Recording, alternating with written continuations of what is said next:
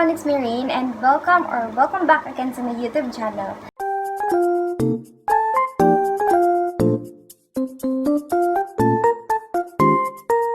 So this is gonna be the second part of my Thrift Flip Upcycle With Me vlog, and what I'm gonna be using for today's vlog is my old crumpet skirt.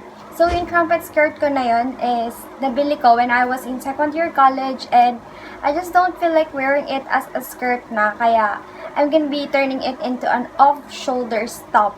So yeah guys, if you want to see how I turned my crumpet skirt into an off-shoulder top, just keep on watching. This crumpet skirt of mine has a lining, so the first thing to do is remove by cutting it.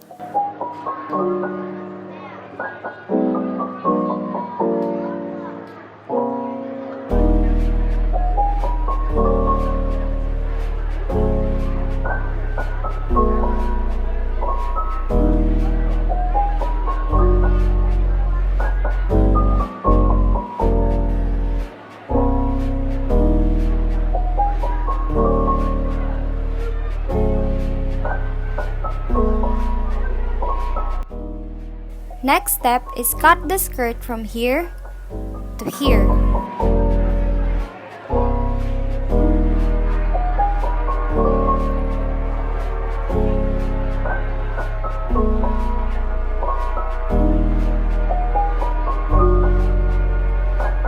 After cutting, save for later use the bottom part because that will be the upper part of the off-shoulder top later on.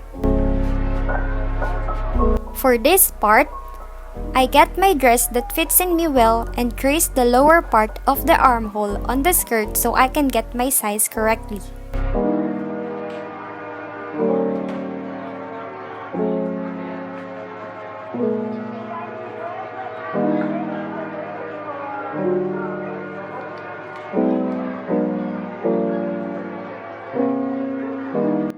After tracing, put a pin so the fabric will not move when start cutting the armhole.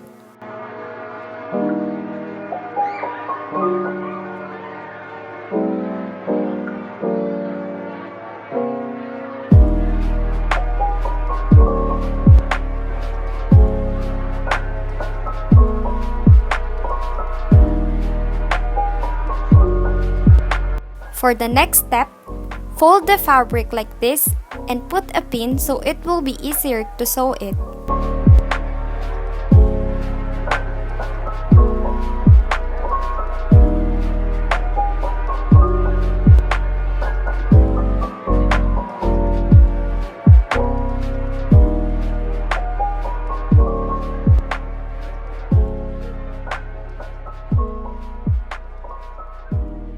After putting the pin, sew the armhole part.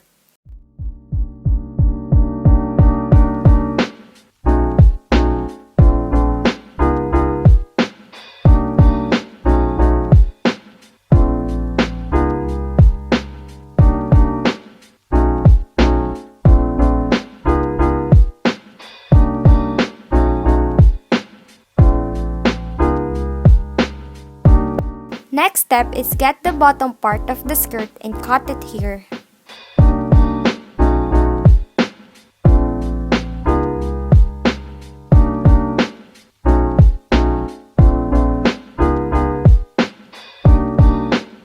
After cutting, this is where it must be attached to create the off-shoulder style. And this is where the sewing must be done, here to here. But before that, put again some pins for easier sewing.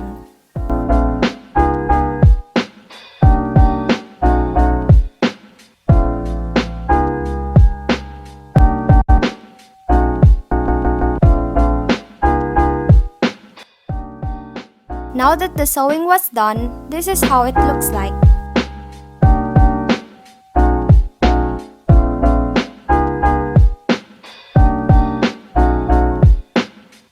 The next thing to do is to sew the upper back part of the top.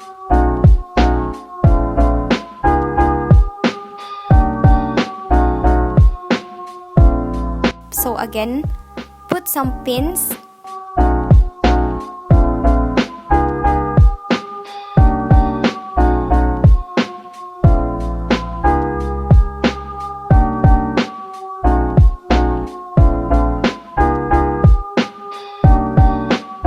sew it from here to here.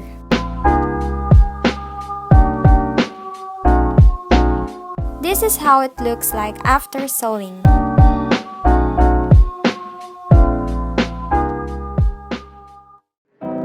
Next thing to do is sew this part so it will look clean. This is underneath the ruffles of the off shoulder in front, and the kind of stitch that I use in here is blanket stitch.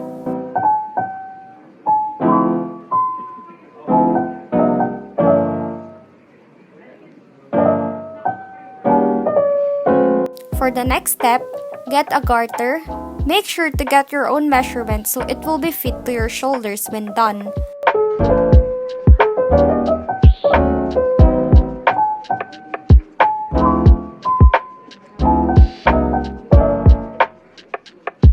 Sew it on this part of the top near the armhole.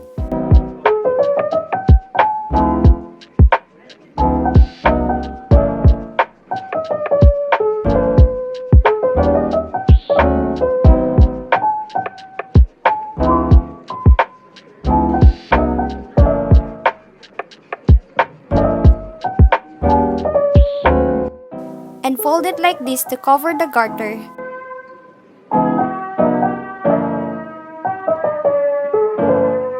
Then sew.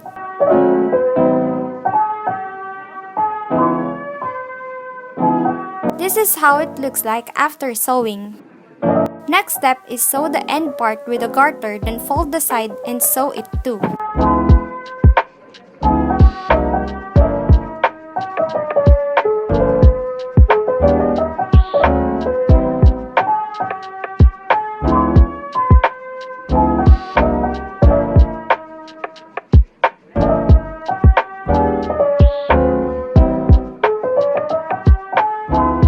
This is how it looks after sewing.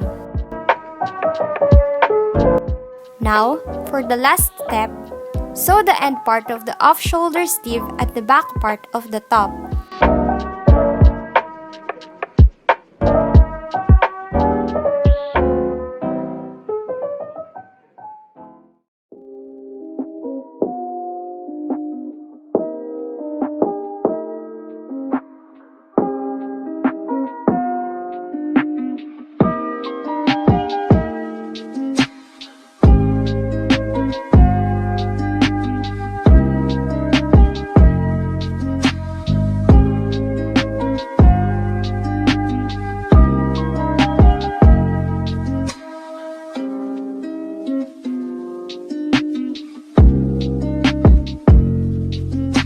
This is now the final product after sewing.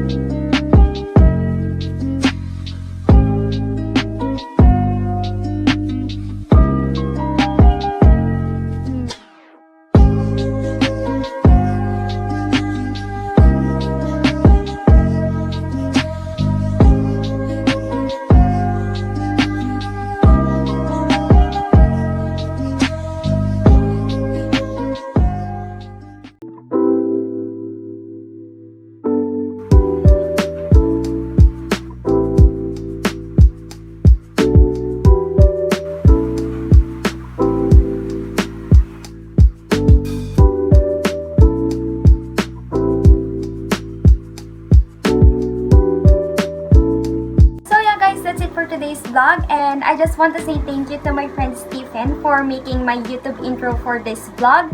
And if you guys are looking for someone nag-edit ng mga YouTube intros and like that, you can message him, and ilalagay ko na rin pala sa description box below yung FB page niya, kasi meron siyang FB page. If you guys are into gaming, pwede nyong i-check yon, and ito yung itsura niya.